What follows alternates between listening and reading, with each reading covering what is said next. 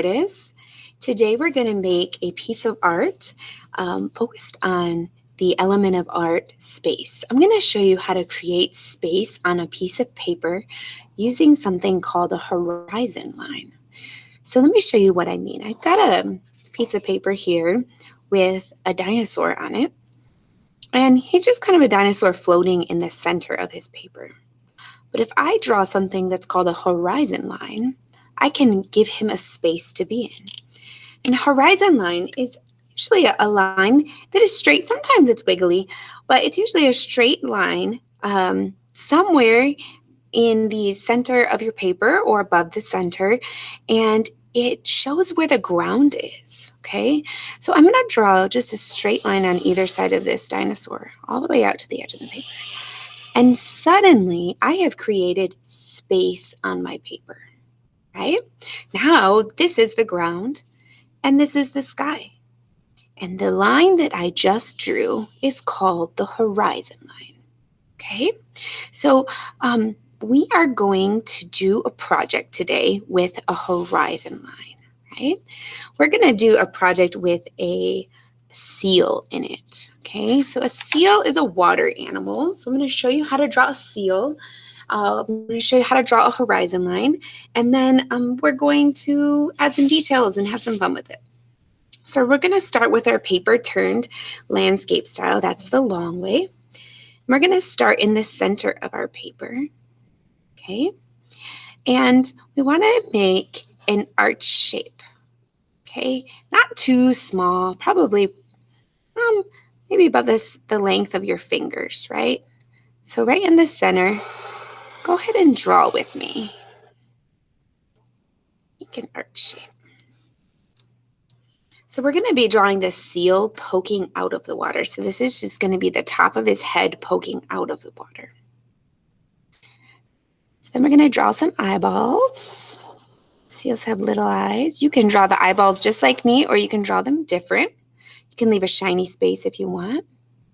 You could also add a second circle. Okay, and make them a little more detail.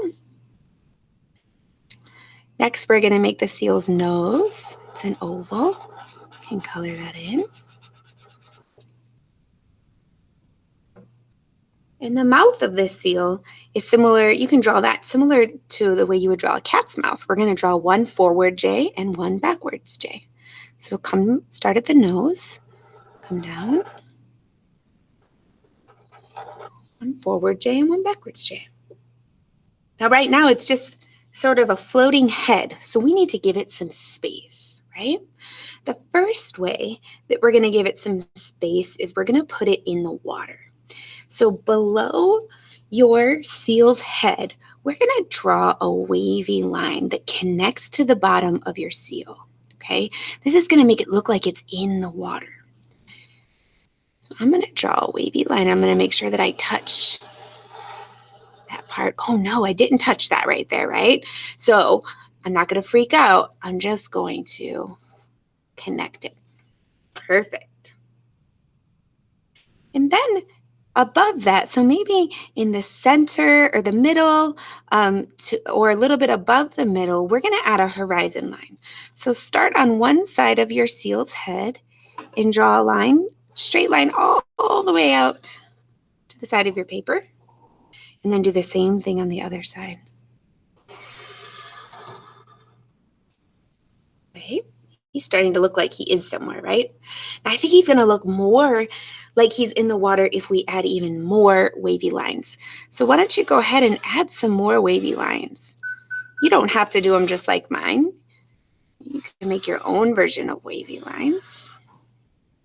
Okay, maybe just one more right here.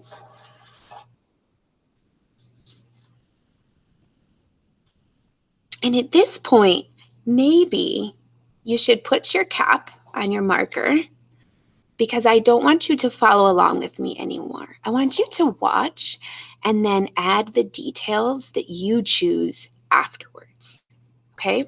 Because you can add some details in the water. Maybe you want to draw something under the water. Maybe you want to add another seal coming out, right?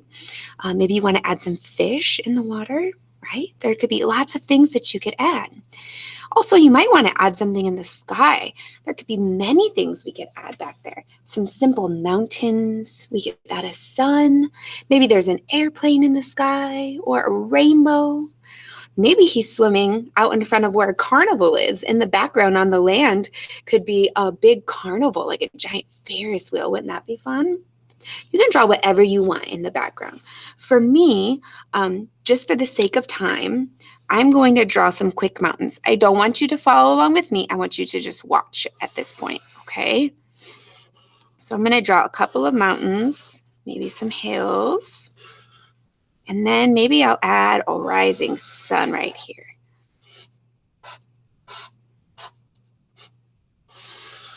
Okay. Once you're finished with your drawing, you're going to want to make sure that you put your class code and your name on the back, okay? But we're not drawing right now. We're just watching Mrs. Duran, okay? Then after that, you have 2 steps. You're going to be coloring, and then you're going to be painting. So after you finish all your details, what you're going to do is color everything except for the sky and the water.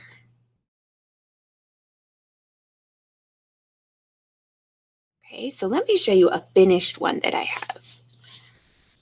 So I colored everything. I did kind of a similar sample, right?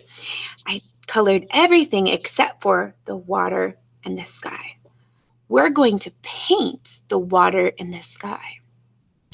So because of that, we're going to need to make sure that we do not color our seal and our details with marker. So we're not going to use marker. You can use crayons because the crayons are made of wax, so they will resist the paint.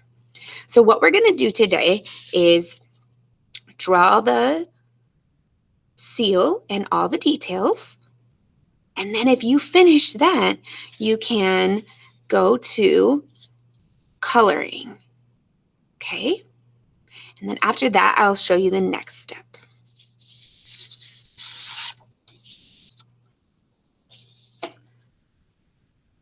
Okay, so I'm going to go ahead and show you the next step. When you're finished coloring everything, you're going to take your seal to the painting center, and there's going to be some tools at the painting center. There's going to be some paint. There's going to be some water. There's going to be some paper towels. And there's going to be a nice big brush. This kind of brush is really good for painting big spaces, especially with watercolor.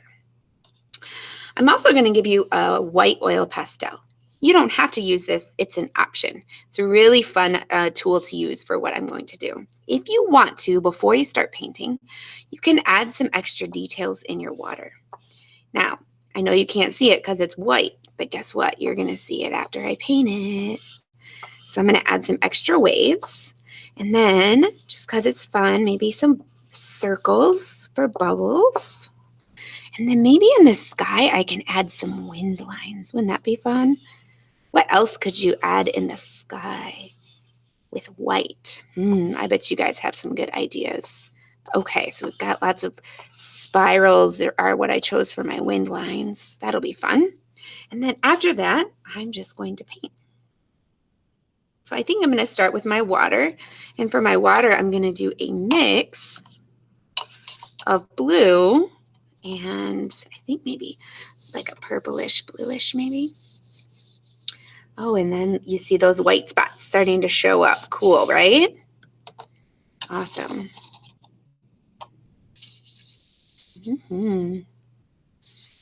Now, the watercolor will dry kind of quickly. So it's important that you paint kind of quickly. So that way,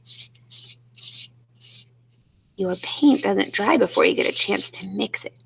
I like mixing the colors.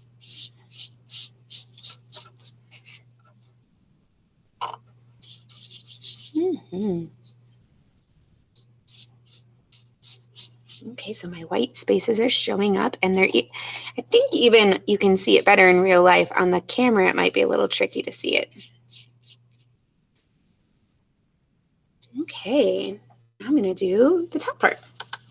I think I wanted to kind of simulate evening time, so I'm going to do a little bit of pink in the sky mixed with a little bit of blue. Oh, those spirals are fun. Oh, yes, those spirals are fun. Mixed with a little bit of blue.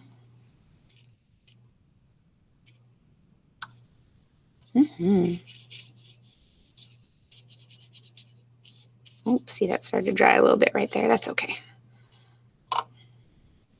Paint on top of it, right? Perfect. And you see, it's not covering up my wax at all because that wax will resist where the paint goes. Oh, fun. Okay, so once you have finished painting, then you can pop your seal right on the drying rack and you'll be all finished. I can't wait to see what yours look like.